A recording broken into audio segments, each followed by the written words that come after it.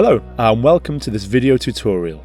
This video will show you how to install a 2N IP Force or 2N IP Safety intercom.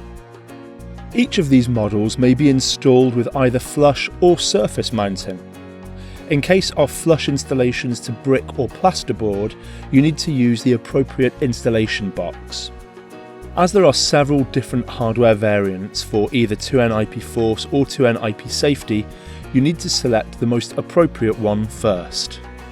It's also possible to use the 2N IP Force together with a card reader for either 125 kHz or 13.56 MHz, or a gooseneck stand, for example.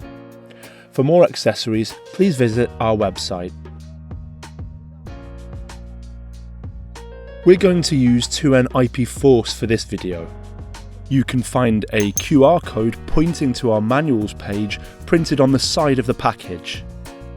Inside the box you can find the main unit and a frame of the corresponding colour, an installation manual, drilling template and other installation accessories. Take off the unit's front panel to gain access to the unit's Ethernet port and other terminals as shown in the picture. Extra interfaces and tamper switch inputs are available in accessories, like the additional switch. There's also a reset button with LED signalisation. You can find more details about the reset procedure in one of our other video tutorials here. As mentioned before, there are two different mounting boxes. The one on the left is for brick flush and the one on the right is for plasterboard installations. We're going to use the plasterboard one. Make a hole using the template.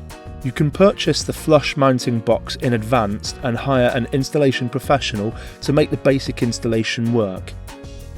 If the hole is perfect, then fix in the flush mounting box and place the IP intercom and its frame into the box to ensure the frame fully covers the uneven edges of the hole. We'll assume that all the required cables have been fed into the hole. With the front panel removed, you can introduce the cables into the main unit through one of the holes. Insert the blanks into the other holes you won't be using. Apply the cable bushings or a suitable sealant to prevent penetration of insects or water. Then place the intercom into the flush mounting box. Leave some length on the cables inside the unit as a reserve and the rest outside the intercom. Insert the supplied screws in the side mounting holes, making sure that they reach the flush mounting box nuts.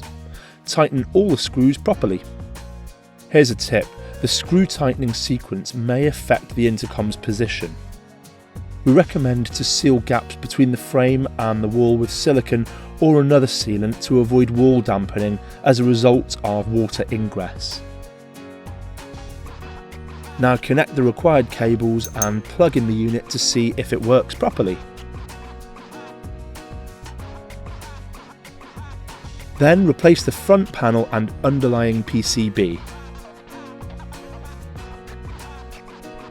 Once you've got the front panel tightened, you should populate the buttons with name tags.